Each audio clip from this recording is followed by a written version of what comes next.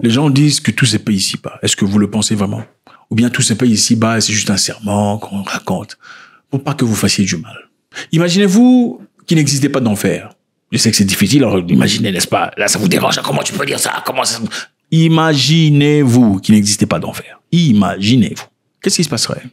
Que l'enfer n'existait pas. C'est-à-dire, vous pouvez faire tout ce que vous voulez, vous pouvez avoir 20, 50 femmes, vous pouvez changer, enfin, tout le bazar, prendre la maison du voisin, sa voiture, tout le bazar, et rien ne pourrait vous arriver. Vous savez ce qui se passerait? En effet, si l'enfer n'existait pas, beaucoup de personnes qui prient, en effet, ne prieront pas. Okay? Beaucoup de personnes arrêteraient carrément. Parce que la vérité est que prière aujourd'hui à l'église, c'est parce qu'ils ont peur de l'enfer. C'est vrai. Beaucoup ont peur de mourir parce qu'il y a des gens qui vous font des commentaires, à quoi ça sert de vivre tout le monde, personne un peu. C'est parce qu'ils ont peur de l'enfer. Donc la raison pour laquelle ils se comportent correctement ou avec normalité, c'est parce qu'ils ont peur de l'enfer. Pas de police, pas d'agent de sécurité, faites ce que vous avez envie de faire. Vous savez ce qui se passerait dans vos pays? Ah ben écoutez, ça serait catastrophique. Okay? Les hommes forts prendraient les maisons des hommes faibles. Parce qu'il n'y a pas de police, évidemment. Ça serait un peu le genre, une histoire de zombies dans les cinémas. Ouais, c'est l'homme, la loi du plus fort. C'est exactement ça qui se passerait. La raison pour laquelle beaucoup de gens se comportent correctement, c'est parce que, est-ce que tout se paye ici-bas vraiment? Ou bien c'est une façon, comme pour la prière, comme pour la police, d'atténuer les esprits pour vous dire, écoutez, calmez-vous, ne faites pas tout ça parce que tout se paye ici-bas. Point d'interrogation.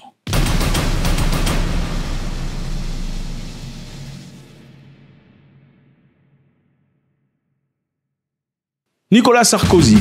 Après 10 semaines de procès, le parquet financier français doit présenter son dossier contre l'ancien président Nicolas Sarkozy. Il risque de faire 10 ans de prison. Okay. C'est co-accusé aussi, donc 3 anciens ministres à partir de mardi après-midi. Sarkozy, 70 ans, est accusé d'avoir conclu un pacte de corruption avec le dirigeant libyen Mohamed Kadhafi en fin 2005 pour financer sa campagne présidentielle victorieuse en 2007. L'histoire est évidente, on la connaît. Les allégations que M. Sarkozy a démenties, compris le témoignage de Salif al-Islam Kadhafi, fils de Mohamed Kadhafi, affirme avoir subi des pressions de la part des intermédiaires de Sarkozy pour modifier son témoignage concernant le financement libyen présumé de la campagne 2007. Tout d'abord, il faut que Sarkozy rende l'argent qu'il a accepté de la Libye pour financer sa campagne électorale. C'est nous qui avons financé sa campagne et nous en avons la preuve. Nous sommes prêts à tout révéler. La première chose que l'on demande à ce clown, c'est de rendre l'argent au peuple libyen. Nous lui avons accordé une aide afin qu'il œuvre pour le peuple libyen, mais il nous a déçus. Nous avons tous les détails, les comptes bancaires, les documents, les opérations de transfert. Nous révélerons tout prochainement.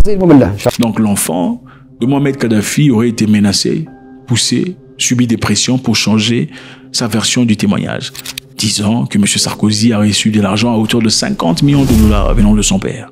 Évidemment, dans l'objectif de sauver la peau de M. Sarkozy. Est-ce que tout se paye ici-bas, vraiment ou pas? Est-ce qu'on peut dire que toutes les personnes qui ont fait du mal ont payé ici-bas?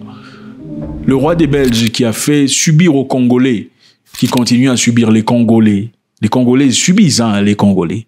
A-t-il payé de ses pires histoires qu'il a fait dans ce pays? M. Sarkozy, à l'époque, encore ministre de l'Intérieur, avait fait un voyage en Libye pour discuter avec le président libyen à l'époque, Mohamed Kadhafi. L'objectif était de demander à M. Kadhafi d'appliquer une loi ou d'appliquer un système pour freiner l'immigration illégale des subsahariens. Donc, M. Kadhafi, est-ce que vous pouvez nous aider? Parce qu'évidemment, beaucoup d'Africains, avant de venir en Europe, traversent la Libye. Est-ce que vous pouvez nous aider à finalement bloquer ces Africains pour pas qu'ils traversent en Europe? Qu'est-ce que je vous donnerai en retour? En retour, moi, j'irai en Europe faire quelque chose pour vous. C'était la discussion qu'ils avaient au départ.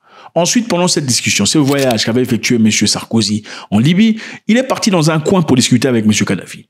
Qu'est-ce qu'il lui a dit? Monsieur Kadhafi, vous savez, votre image en Europe, c'est une image absolument négative. Je pourrais faire une campagne pour changer la propagande, pour changer votre image en Europe et ailleurs, pour que vous soyez perçu comme une personne positive. Kadhafi avait trouvé cette offre alléchante. L'objectif était que M. Sarkozy soit financé ou sponsorisé par Kadhafi pendant sa campagne électorale de 2007. M. Kadhafi a dit, d'accord, il n'y a pas de souci, petit, je vais te financer. On a financé M. Sarkozy dans son élection et il a gagné les élections. Évidemment, Sarkozy a envoyé des gens, il n'est pas parti lui-même, a envoyé des émissaires pour récupérer l'argent. On lui a donné de l'argent dans des sacs, du cash dans des sacs. On vous dit qu'il faut toujours regarder le cash pour éviter de tracer les histoires. À plusieurs reprises, des gens sont venus et repartis.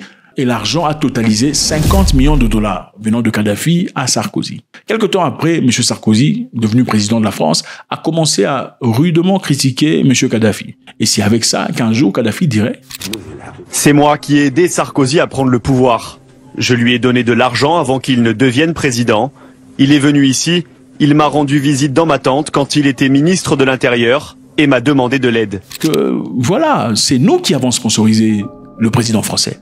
L'argent qu'il a eu dans sa campagne électorale, c'est venu d'ici. C'est chez nous que ça vient. M. Sarkozy était touché dans ses négos et pour protéger son image, il a joué à un jeu où il a initié, impulsé cette histoire avec les Américains pour qu'ils accusent faussement M. Kadhafi et partent détruire le pays, la Libye.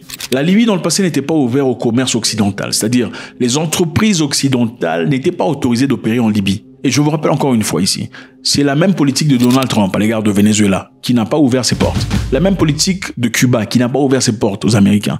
Si vous fermez vos portes aux Américains et leurs entreprises, vous aurez des vrais problèmes. C'est exactement ce qui se passe avec la Corée du Nord. L'une des raisons pour lesquelles on n'aime pas les Coréens du Nord, ce n'est pas parce qu'ils ont fait quoi que ce soit à qui que ce soit. C'est parce que la Corée du Nord est fermée à votre culture, à vos cinémas, à vos musiques, à vos KFC, à vos McDonald's. Ils n'en veulent pas. Alors là, on en fait un ennemi. La Libye aussi faisait un projet de construction d'armes à destruction massive. Donc M. Kadhafi voulait, évidemment, pour la protection de son peuple, munir des éléments essentiels pour une déterrence vraie. Alors, avec ça, les Américains et les Anglais voulaient déjà organiser une histoire sordide dans le passé. Mais ils n'avaient pas vraiment des raisons officielles de le faire. Dans les années 2000, les Libyens ont allégé un peu leur histoire. Ils ont ouvert la porte, laissant entrer les entreprises étrangères pour opérer et travailler. Finalement, avec les conseils qu'ils recevaient, apparemment, peut-être de Sarkozy, on ne sait pas, les Libyens ou la Libye avaient décidé d'ouvrir les portes. Mais malgré ça, M. Kadhafi avait gardé une sens offensive à l'égard de l'impérialisme. Il n'en voulait pas chez lui. La Libye était suffisamment riche. Okay? Le pétrole libyen était suffisamment valable pour nourrir et fournir assez d'éléments, des ressources financières aux Libyens. En Libye, voilà ce qui se passait. Quand on vendait le pétrole, c'est pas seulement les dirigeants qui mangeaient. Comme dans votre pays, généralement, dès qu'il y a un monsieur au pouvoir, vous commencez à l'appeler le roi, les lions. Pourquoi vous appelez le gens les lions? C'est un lion ou c'est... En Libye, le président, après avoir vendu le pétrole, on donnait un pourcentage des gains. À chaque Libyen, chaque humain recevait un pourcentage. Imaginez-vous, vous êtes à la maison, on vient vous frapper la porte. Bonjour monsieur, on a vendu, en tout cas ça a été à 150 machin histoire, voilà votre pourcentage. Oh merci, c'était ça la Libye. La Libye n'était pas une démocratie. On vous parle de démocratie, oh la démocratie, il faut avoir une démocratie. La démocratie est-elle vraiment une démocratie? Ou la démocratie en effet, c'est la gérance du pays par un nombre bien limité de personnes qui font des choix pour eux-mêmes, pour leurs avantages et leurs amis. C'est ça ce que vous appelez démocratie. La Libye n'était pas une démocratie, mais les gens étaient heureux en Libye. Le président Kadhafi a créé le projet d'irrigation le plus grand sur Terre, le plus grand dans le monde. Pendant que son pays traversait des moments arides, difficiles, de sécheresse, le président libyen a fait ce projet d'irrigation, c'est-à-dire il a attiré l'eau venant de la mer vers l'intérieur de la Libye pour changer le paysage complètement. La Libye qui était désertique a complètement changé. Et avec ça, il a commencé un projet pour tout citoyen libyen qui voulait se lancer dans l'agriculture. On lui donnait les éléments essentiels, les équipements, les tracteurs, le terrain, l'argent, les ressources, et aussi un coach pour l'aider à devenir un bon entrepreneur, agriculteur. Et on lui demandait de ne payer absolument rien. Donc, à sa volonté, quand il voudra, il va payer. C'était ça la Libye. En Libye, quand un homme et une femme se marient, ils font un enfant, on leur donnait 5 000 $ de récompense et de félicitations. C'était ça la Libye. Dictature libyenne. Ils ont fait leur campagne et propagande disant que le président libyen était en train de tuer son peuple. En tout juste un mois, les États-Unis et leurs partenaires internationaux ont mobilisé une large coalition, obtenu un mandat international pour protéger les civils, arrêté une armée en marche, empêché un massacre, établi une zone d'exclusion aérienne. Certains pays peuvent faire la sourde oreille aux atrocités dans d'autres pays. Les États-Unis sont différents. En tant que président, j'ai refusé de voir des images de massacres et de charniers avant d'agir. L'objectif était très simple. Le marché était fermé par la Libye. Mais en ce moment-là, il avait ouvert le marché. Mais il avait l'objectif. Mais son objectif à l'époque, c'était aussi de lancer le dinar. Le dinar qui était une monnaie basée sur l'or, évidemment, qui aurait complètement chamboulé la structure pyramidale du monde. Ceux qui apparemment paraissent riches seraient devenus immédiatement pauvres, pendant que ceux qui avaient vraiment de l'or dans ce monde deviendraient riches. La théorie du président libyen était celle-ci. Comment ça se fait que ceux qui impriment un bout de papier sont devenus riches par rapport à ceux qui ont vraiment de l'or? En effet, à l'époque, en Afrique, quand il s'agissait des appareils de téléphone, ok, les appareils de téléphone coûtaient très cher et même les appels coûtaient énormément cher. C'est-à-dire, quand vous faites un appel téléphonique venant de votre maison pour partir chez le voisin, ça coûtait les yeux de la tête. Pourquoi? Parce qu'à l'époque, les Africains n'avaient pas de satellites de télécommunications. Ils se servaient des satellites de télécommunications européens pour lesquels ils payaient 400 millions de dollars pour service. Donc, pour appeler quelqu'un de votre chambre à la chambre suivante ou à la ville d'à côté, il fallait que votre appel parte d'abord en Europe pour ensuite être routé vers la ville d'à côté. Et ça coûtait beaucoup d'argent. Je me souviens à l'époque, ceux qui avaient des appareils de téléphone, c'était des télécelles ou machin, comment on appelait ça, des histoires là comme ça avec antenne. C'était des gens qui avaient pas seulement de l'argent, des grands businessmen et des agents de sécurité. Quand je parle d'agents de sécurité, je ne parle pas des agents de sécurité qui sont debout, on parle des agents de renseignement, comme les gens de la CIA, version africaine. C'est eux qui avaient les appareils et les gens du gouvernement, évidemment, des politiciens. Il fallait à l'Afrique 500 millions de dollars pour acheter leurs propres satellites. Mais ils payaient 400 millions de dollars pour service des satellites européens. 500 millions de dollars, vous avez votre propre satellite. 400 millions de dollars, vous servez les satellites des autres. Les Africains se sont réunis dans l'objectif d'acheter leur propre satellite qui permettrait cette communication à un prix réduit. Mais malgré tout, les Africains, vous savez, généralement, quand il faut se rassembler chez les Noirs pour faire quelque chose de positif, ça ne marche jamais. Ah non, tu vois, j'avais mal à la tête. Ah non, tu vois, les dépenses, la famille, ma maman est malade. C'est toujours des histoires, des excuses. Mettez 1 euro pour aider le petit là, Camerounais là, qui avait fait une chanson pour moi. Jusque là, j'attends le clip. Jusque là. Le petit essaie de décoller. C'était une belle opportunité pour décoller sa carrière.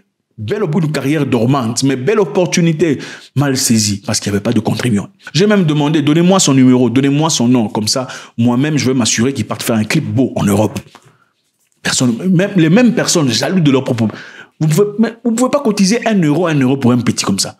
Donnez-moi son numéro, donnez-moi ses contacts pour l'aider. Vous ne voulez pas non plus. C'est ça les Africains. Mais quand il faut aller détruire quelqu'un, là, ils sont présents. Quand il faut insulter, ils sont présents. Quand il faut aller embaumer, ils sont présents. Mais c'est triste. Kadhafi est venu et a dit au président africain, moi-même, je veux payer 400 millions de dollars dans cette histoire. Comme ça, vous, les Noirs, vous allez payer 100 millions de dollars, on va acheter ce satellite. C'est comme ça que les Africains ont pu acheter leur premier satellite de télécommunication. C'est ça le Kadhafi dont il s'agissait. Il avait d'abord fermé la porte aux Européens, aux Occidentaux, dans son marché local, parce qu'il voulait prioriser sa population. On l'a haï pour ça. Il a sponsorisé Sarkozy dans sa démarche. Sarkozy l'a diabolisé, a voulu changer de vapeur. On l'a rappelé, monsieur, c'est nous qui avons sponsorisé votre histoire. Sarkozy a fait tout ce qu'il pouvait faire pour commanditer son décès. C'est à partir de là que les terroristes sont apparus dans ce code. Regardez la Libye d'avant avec Kadhafi. Regardez. C'est ça la Libye avec Kadhafi. Regardez maintenant la Libye aujourd'hui, avec la démocratie. La Libye n'était pas démocratique, mais c'était un beau pays. La démocratie n'est pas africaine, elle est étrangère. Donc ce qui fonctionne chez les Africains, on ne peut pas importer ça ou exporter ailleurs. Et ça veut dire encore une autre leçon ici, si les intérêts externes, leurs intérêts ne sont pas soutenus, on va s'assurer de détruire tout ce que vous avez. C'est exactement ce qui se passe au Venezuela, très similaire à ce qui se passe au Cuba. Alors, les enjeux ici, c'est quoi? Si Sarkozy est jugé pour corruption, de détournement de fonds financiers illégaux de campagne et l'association de malfaiteurs, il encourt jusqu'à 10 ans de prison et une amende de 375 000 € et une interdiction d'exercer en fonction publique pouvant aller jusqu'à 5 ans. Compte tenu de la gravité de l'accusation, le parquet pourrait requérir un placement en détention immédiate, ce qui signifie que Sarkozy pourrait être emprisonné même s'il fait appel. Sa défense débutera ses plaidoiries le 31 mars. Preuves et allégations. Donc c'est ça les amis, c'est toujours avec beaucoup de plaisir. Faites-moi savoir ce que vous en pensez. Si vous voulez qu'on fasse une autre vidéo sur Sarkozy et Kadhafi, beaucoup plus compréhensive, dites encore une fois sur les commentaires. God bless.